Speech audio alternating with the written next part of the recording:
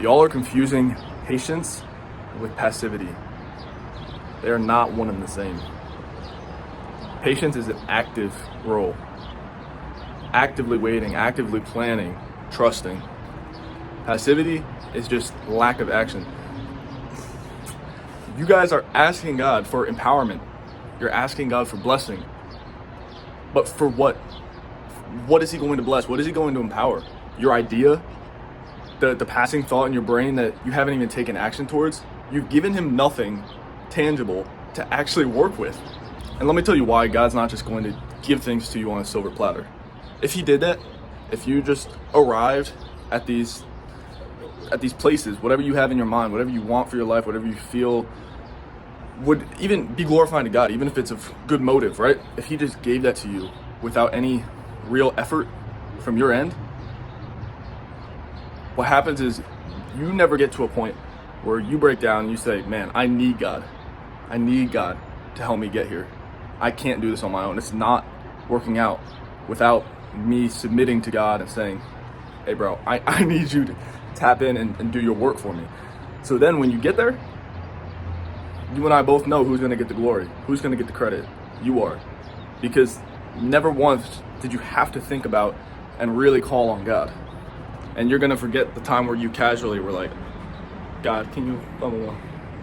Let's be real. And God knows this. On top of that, too much is given, much is required, right?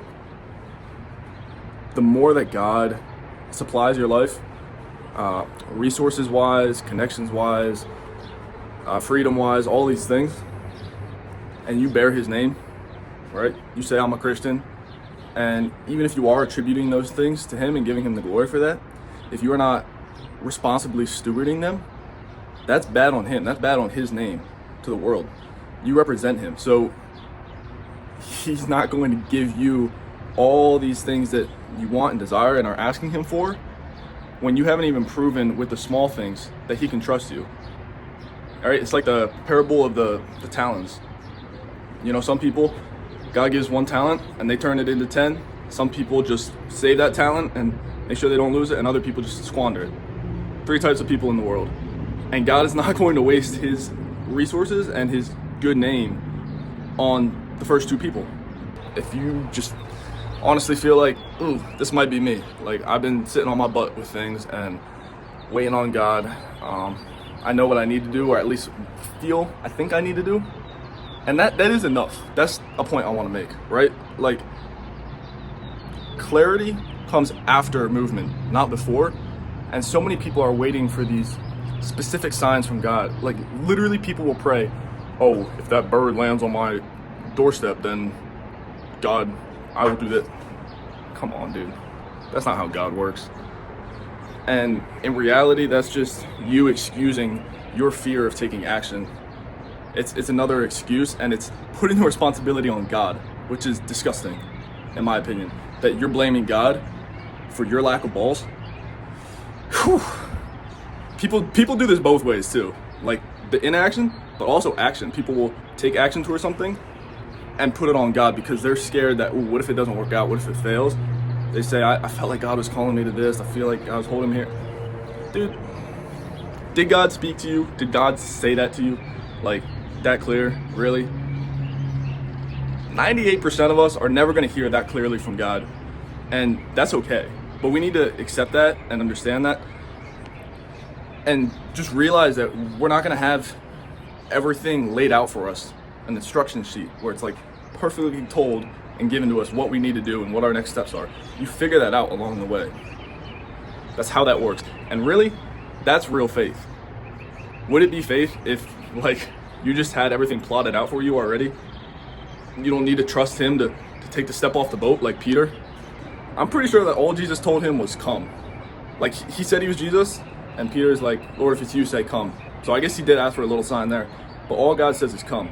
And he doesn't tell Peter, like, hey, don't worry, I promise, like, when you step off the boat, when you go in the water, it's gonna hold you. I'm here with you. You know, I'll just stand right beside you and hold your hand while you step off the... That's not faith, bro. I want to come back to this real quick and just drive home that we don't know a lot of the times what God's true will is. And what I actually think is that there are multiple courses of your life that you could take that would be within God's will. There's not one right decision. It's a false binary that we set up for ourselves of like in God's will or not in God's will. And I think personally that he gives us freedom to choose our own life. But here's an interesting thought with that. You know, when we have this lack of clarity with something, when you hit resistance, does that mean it's not within God's will? Or does that mean that, maybe it's physical and spiritual forces pushing against that don't want that to actualize because it is in God's will? How do you know? You don't really. And you definitely don't from some like sign that you're waiting on from God. I don't believe so. All due respect. I think the best you can know is just in your heart how you feel about it, which some will call the Holy Spirit. Honestly, I'm torn about like what the Holy Spirit is in modern day. But to me, it's more a matter of just like trying things. Like I said, clarity comes after the movement. You have to like push for things and then reevaluate, and then go for things, reevaluate. But it's constantly action. There's no moment of like, let me sit down and think about this and really like pray a bunch and wait for this and that and talk to all these people. Like, good. There is a healthy degree and level of doing that, not just being reckless. But way more people, 9 out of 10 people, have a problem with sitting in that phase too long than the people that have a problem with just like skipping that phase. Sorry, I know I was just chucking a bunch of thoughts at you there for a bit. Especially for my men, but for everybody. I just guess the take home of this video is that real faith and real healthy fear of God, both of those things combined, mean action and mean responsibility on you. And I just think a lot of people need to hear that, internalize it, and accept it. And what's cool is like, so many doors will open, so much blessing will come. So many of the things that you've been praying and waiting for, God is waiting on you. That's gonna be the title of this video, because that's the truth. You're waiting on God and he's waiting on you. And it's like, let's just see this. So yeah, let's not just make this another YouTube video that you listen to and you're like, wow, he made some good points and oh yeah, I should probably this or that. Please, just in the comments or directly message me if you don't want it to be public. I don't know, whatever. Just, what is the thing? I truly believe every one of you has a thing that you would see as like, man, I feel so purposeful in that. Even if you wouldn't put the words to it that God has called me to this, or I feel like God telling me this, I understand that hesitation to say that. But just what you feel would be fulfilling a purpose for you and would be giving back and doing good in the world, but it's something you're unsure of and haven't taken action towards. And like you felt convicted via this video. I want you to say that out loud. Even if it's just to yourself, even write it down, something, but acknowledge it for yourself, what it is. All right. Thanks for listening, guys. I hope you have an amazing Monday. It's Monday. I almost said Sunday because it's so freaking sunny, but practically was the way I was preaching at you. Yeah, no, I really appreciate you guys that stick around and listen and genuinely take the time and effort to think through these things with me. So